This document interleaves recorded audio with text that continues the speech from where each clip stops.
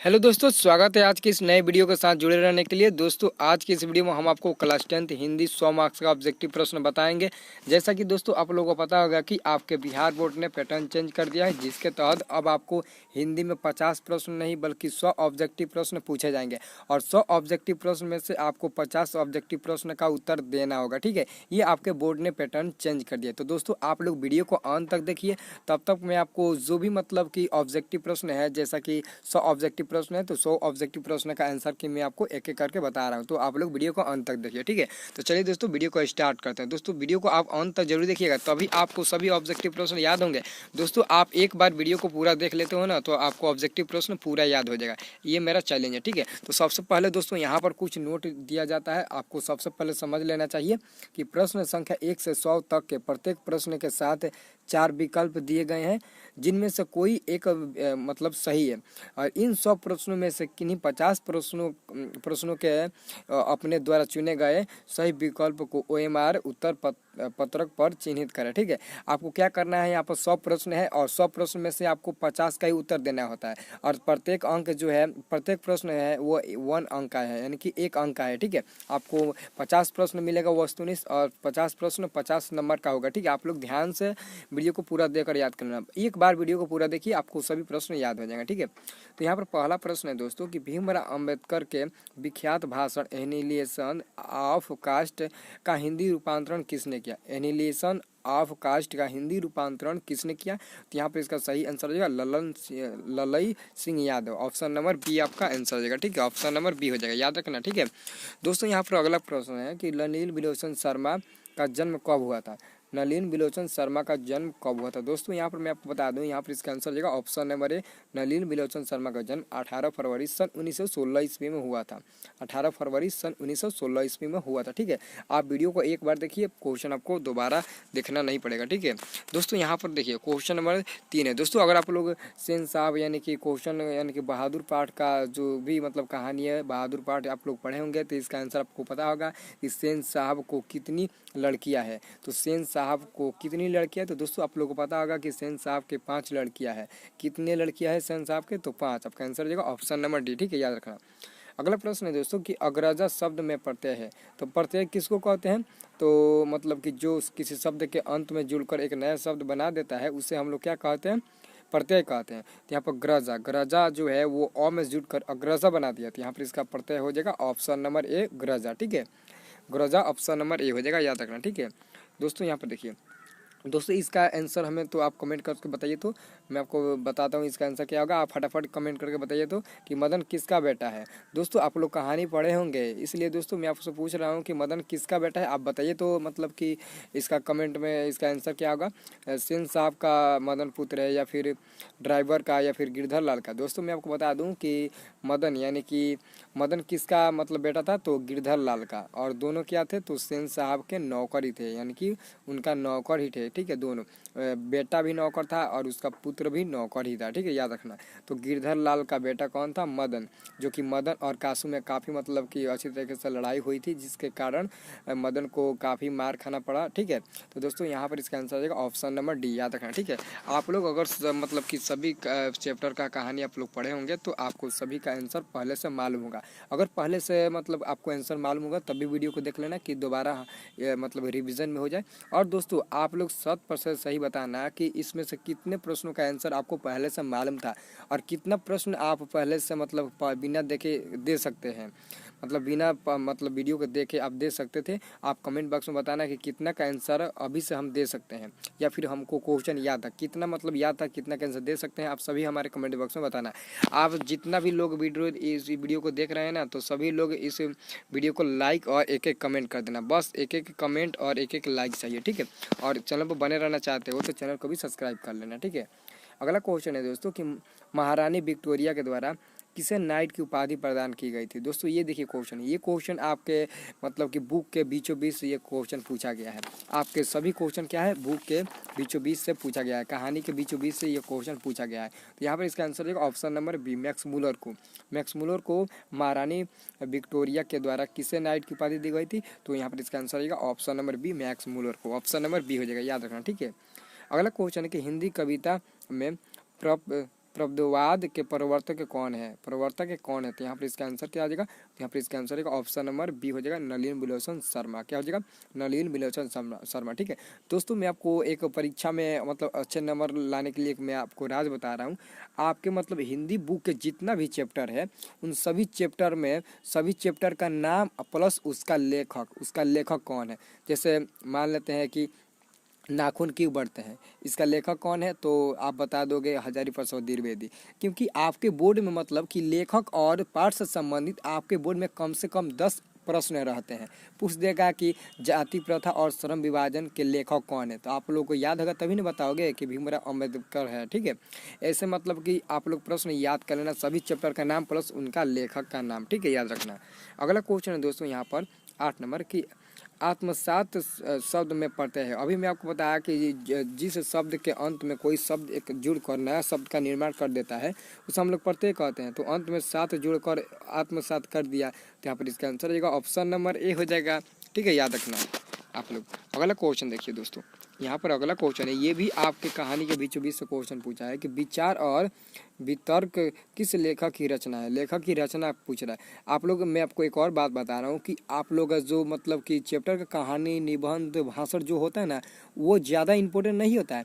Important वो होता है जैसे लेखक का नाम, लेखक का परिचय होता है, लेखक की रचनाएं होती है इम्पोर्टेंट, क्योंकि इन्हीं में से तो आपके बोर्ड में प्रश्न पूछे जाते हैं। कभी कभार एक दो क्वेश्चन कहानी के बीचों बीच से पूछ देता है, लेकिन आपसे ज़्यादा क्वेश्चन उनकी रचनाएं, उनका पाठ परिचय, उनकी मतलब कि लेखक का परिचय, इन्हीं सब में से प्रश्न आपके बोर्ड में पूछे जाते हैं। क्योंकि हम लोग मतलब एग्जाम दे चुके हैं, हम लोग जान चुके हैं कि ये प्रश्न कहाँ से पूछता है ज़्यादा तौर पर। ठीक है, तो आप लोग याद रखना। अगला क्वेश्चन है यहाँ पर 9 नंबर के विचार और वितर्क किस लेखक की रचना है। यहाँ पर इसका आंसर क्या आ जाएगा दोस्तों? तो आप लोग इसका आंसर याद रखना हमेशा। यहाँ पर इसका आंसर है ऑप्शन नंबर है हजारी प्रसाद द्विवेदी, जो कि नाखून बार बार बढ़ते हैं इसके लेखक है। नाखून बार बार क्यों बढ़ते हैं, जिसके लेखक कौन है? हजारी प्रसाद द्विवेदी, याद रखना। अगला क्वेश्चन है यहाँ पर दोस्तों, देखिए नाखून से संबंधित क्वेश्चन पूछ दिया कि नाखून बार बार काटते रहना और अलंकृत करते रहना निरूपित करता है। तो यहाँ पर इसका आंसर हो जाएगा ऑप्शन नंबर ए सौंदर्यबोध और सांस्कृतिक चेतना का, ऑप्शन नंबर ए हो जाएगा। ठीक है, याद रखना। अगला क्वेश्चन देखिए दोस्तों, यहाँ पर अगला क्वेश्चन 11 नंबर में है। 11 नंबर क्वेश्चन है कि घृणा शब्द का विलोम है। घृणा शब्द का विलोम है, तो घृणा शब्द का विलोम क्या होता है? घृणा से प्रेम, प्रेम से घृणा। ठीक है, किसी से हम घृणा करते हैं तो किसी से हम प्रेम करते हैं, यही तो उसका उल्टा हो गया। तो यहाँ पर इसका आंसर रहेगा ऑप्शन नंबर बी। ठीक है, इसका आंसर रहेगा।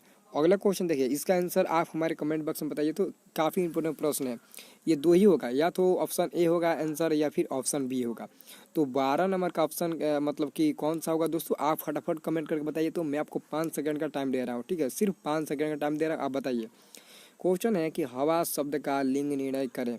हवा शब्द का निर्णय करें, तो हवा शब्द का कैसे निर्णय करेंगे दोस्तों? आप लोग का टाइम समाप्त हो गया। आप लोग कमेंट बॉक्स में बता दिए होंगे, तो मैं ज़रूर आपका कमेंट पढ़ूंगा, क्योंकि हर स्टूडेंट का मैं कमेंट पढ़ता हूँ। ठीक है, यहाँ पर दोस्तों देखिए, हवा से एक शब्द बनाइए। तो हवा बह रहा है, ऐसा तो कोई नहीं कहता है, बल्कि कोई भी कहता है कि हवा बह रही है, कितनी ठंडी हवा बह रही है।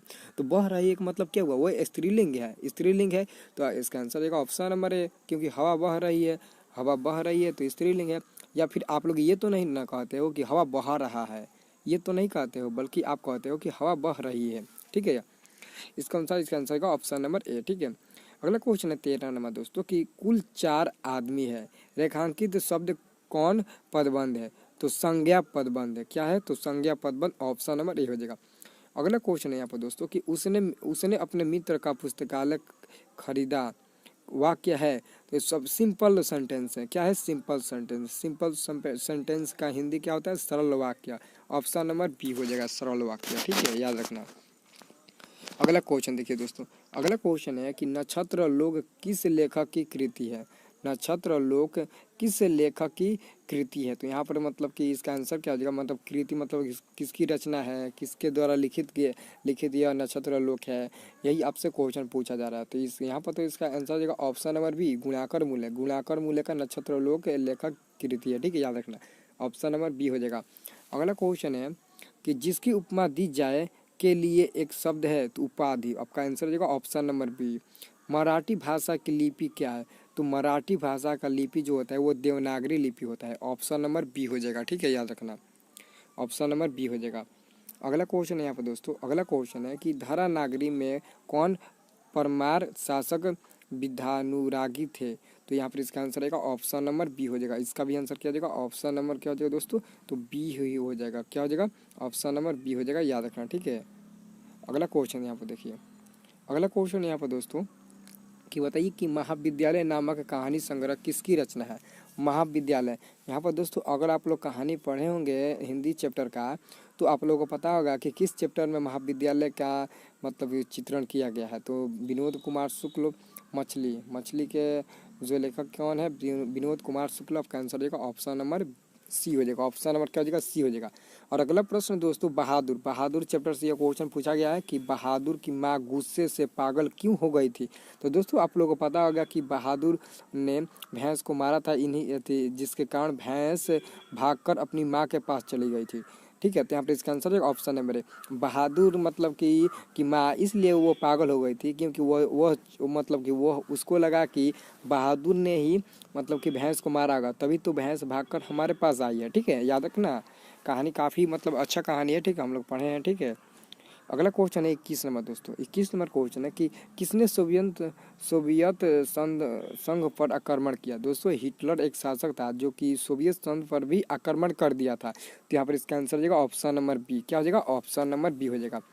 अगला क्वेश्चन है कि यदि मनुष्य परिस्थितियों का नियामक नहीं है तो परिस्थितियाँ भी मनुष्य की नियामक नहीं है। आपका आंसर हो जाएगा ऑप्शन नंबर बी, ठीक है, याद रखना। अगला क्वेश्चन यहाँ पर 23 नंबर दोस्तों यहाँ पर 23 नंबर काफ़ी इंपोर्टेंट प्रश्न है कि गुदड़ी का लाल मुहावरे का अर्थ है। गुदड़ी का लाल मुहावरे का अर्थ है। तो यहाँ पर इसका आंसर रहेगा ऑप्शन नंबर बी, गरीब के घर में गुणवान का उत्पन्न होना। गरीब के घर में गुणवान का उत्पन्न होना।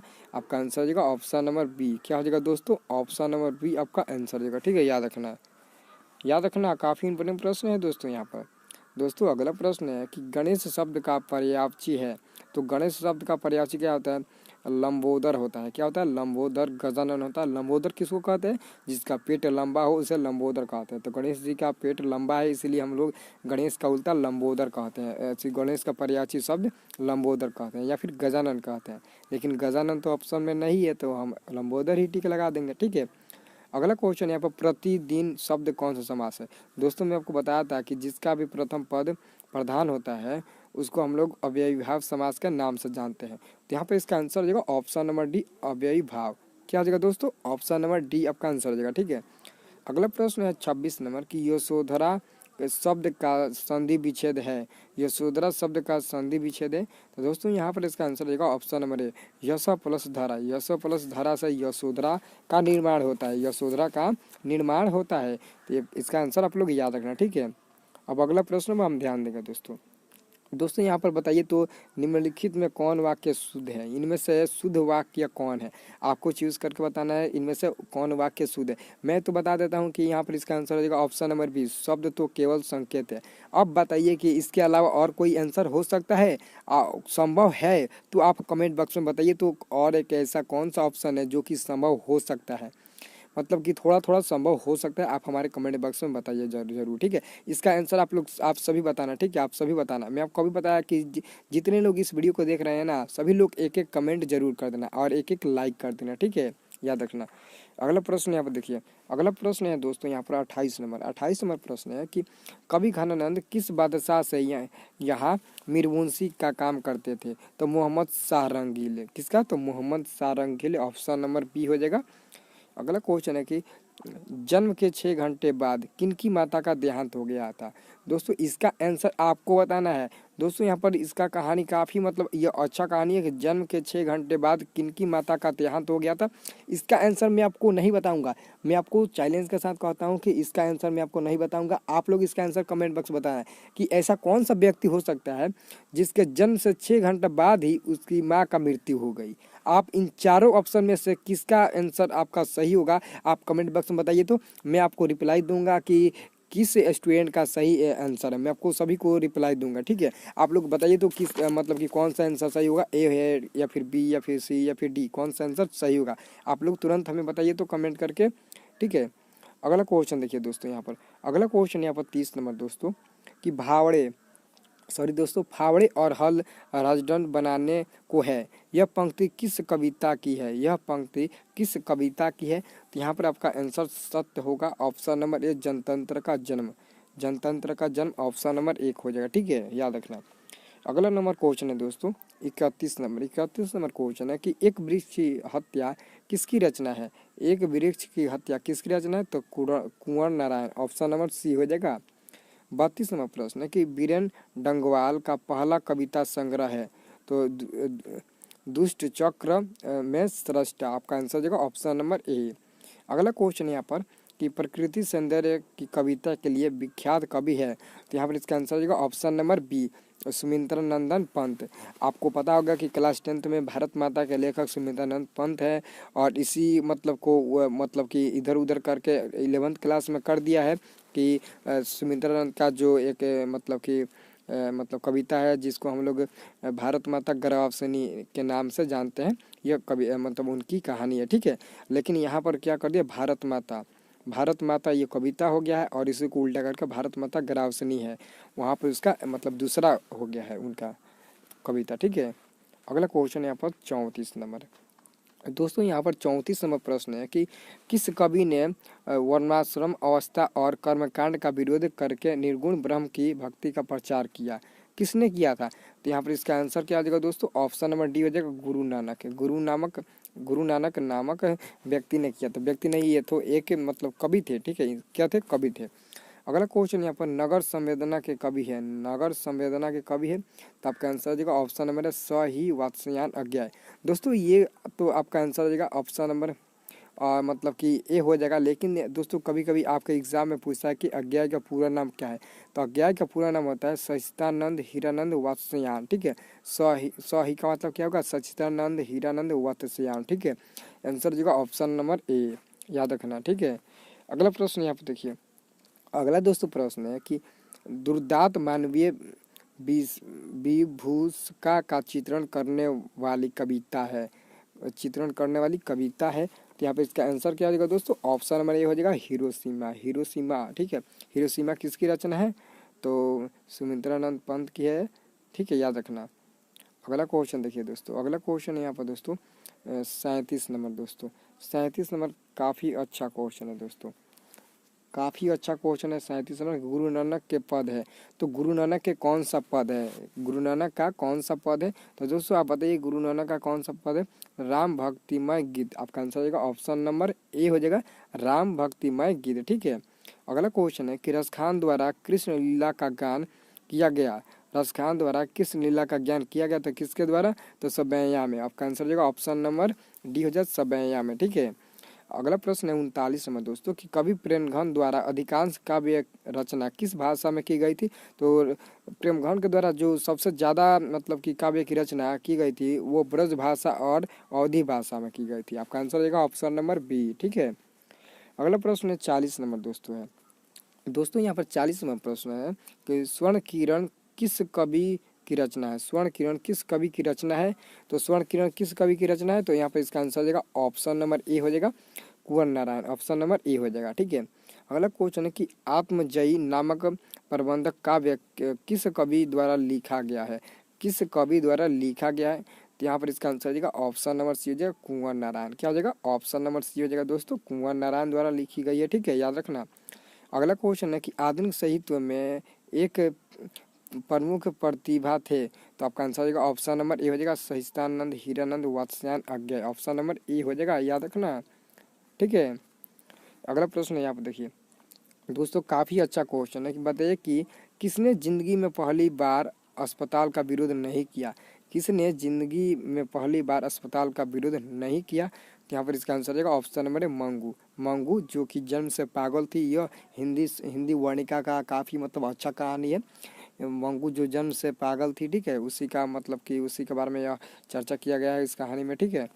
अगला क्वेश्चन है दोस्तों यहाँ पर कि माँ रात में कितने बजे अस्पताल से लौटकर घर आई? तो पौने 11 बजे, आपका आंसर देगा ऑप्शन नंबर ए। अगला क्वेश्चन, गांव में जुआरी किस्म का व्यक्ति कौन था? तो गांव में जुआरी किस्म का व्यक्ति रंगपा, ठीक है, आपका आंसर देगा ऑप्शन नंबर सी। ये रंगपा किस कहानी का पात्र है? तो दही वाली मंगमा, जो कि बेंगलोर में दही बेचा करती थी मंगमा, ठीक है। दही वाली बेंगलोर यानी कि वेंकटपुर, जो वेंकटपुर यानी कि बेंगलोर के रहने वाली थी, जो हमेशा दही बेचा करती थी, ठीक है। और उसी गांव में एक रंगपा नामक जुआड़ी भी रहता था, ठीक है, याद रखना। अगला क्वेश्चन है कि सातकोड़ी होता किस भाषा के प्रमुख कथाकार है। सातकोड़ी होता किस भाषा के प्रमुख कथाकार है। तो यहाँ पर इसका आंसर होगा ऑप्शन नंबर बी हो जाएगा उड़िया। सातकोड़ी होता उड़िया भाषा का एक प्रमुख कथाकार है, ठीक है, याद रखना। अगला प्रश्न है दोस्तों कि देवी नदी बांध के नीचे किसका घर था। तो देवी नदी बांध के नीचे लक्ष्मी का घर था दोस्तों, आप लोग याद होगा, लक्ष्मी का घर था दोस्तों, ठीक है, लक्ष्मी का घर था, याद रखना। ऑप्शन नंबर सी हो जाएगा। अगला प्रश्न है कि मंगू के अलावा माँ की कितने संतानें थी। दोस्तों मैं आपको बता दूं कि मंगू के अलावा माँ की कितने संतानें थी। यहाँ पर मंगू को मतलब छोड़कर पूछा जा रहा है। तो दोस्तों आप लोगों को पता होगा माँ चैप्टर, जिसमें माँ के 4 संतानें हैं, जो 2 बड़े पुत्र जिसको वो शादी कर दी है, और शादी करने के बाद वो दोनों पुत्र अपने बीवियों को लेकर कलकत्ता में रहते हैं। बड़े पुत्र कलकत्ता में रहते हैं, जिसका नाम क्या है, तो कैलाश है, ठीक है, याद रखना। और एक बेटी थी जिसको शादी कर अपने घर ससुराल भेज दिया गया था, ठीक है। और एक मंगू थी जो कि जन्म से ही पागल थी। इसी के देखभाल से संबंधित इस कहानी का वर्णन किया गया है, ठीक है। तो यहाँ पर इसका आंसर हो जाएगा ऑप्शन नंबर क्या हो जाएगा, ऑप्शन नंबर बी हो जाएगा। क्योंकि मंगू के अलावा माँ के और 3 संतान थे, जिसमें 2 पुत्र थे और 1 पुत्री थी, ठीक है। इस क्वेश्चन में यह नहीं पूछा जा रहा है कि मंगू के अलावा माँ के और कितने पुत्र थे, ठीक है, संतानें। अगर यहाँ पर संतानें का बात कर रहा है तो पुत्र और पुत्रियाँ दोनों हो जाएगा, ठीक है। अगर यहाँ पर संतानें पूछा जा रहा है, यानी कि अगर केवल पुत्र पूछे तो आप 2 टिक लगा दें, लेकिन यहाँ पर संतानें पूछा जा रहा है तो संतानें का मतलब हुआ कि बेटी भी आ जाएगा और बेटा भी आ जाएगा। तो यहाँ इसलिए यहाँ पर इसका आंसर हो जाएगा ऑप्शन नंबर बी। क्या आप बी यानी कि ऑप्शन नंबर बी से संबंधित आप सहमत है? तो आप लोग कमेंट बॉक्स में बताइए, तो क्या इसका आंसर बी होगा या फिर ए होगा, आप कमेंट करके बताइए। तो अगला प्रश्न यहाँ पर दोस्तों है, अगला प्रश्न यहाँ पर दोस्तों 49 नंबर दोस्तों यहाँ पर 49 नंबर है कि किसने सीता को रसमलाई भेजी थी। किसने सीता को रसमलाई भेजी? तो आप लोग याद होगा, राधा ने सीता को रसमलाई भेजा था, ठीक है। आपका आंसर होगा ऑप्शन नंबर सी। अगला क्वेश्चन है कि सीता के बड़े लड़के का क्या नाम था। अब इसी से आप बताइएगा कि सीता के बड़े लड़के का क्या नाम था। तो सीता के बड़े लड़के का नाम कैलाश था। क्या था दोस्तों? तो कैलाश। आपका आंसर होगा ऑप्शन नंबर ए। तो है दोस्तों, आज की इस वीडियो में यहीं तक रहने देते हैं, क्योंकि आपको ज़्यादा समय लग जाएगा इस क्वेश्चन को याद करने में। इसलिए अगर 50-50 करके आप लोग क्वेश्चन याद करते हो तो आपका क्वेश्चन हमेशा के लिए याद हो जाएगा। दोस्तों अगर वीडियो को अंत तक देख लिए हो और वीडियो को लाइक नहीं किया हो तो प्लीज़ लाइक कर दो। अगर एक भी कमेंट नहीं किए हो तो एक तो ज़रूर कमेंट करके जाओ यार, प्लीज़ वीडियो को लाइक कमेंट कर दो।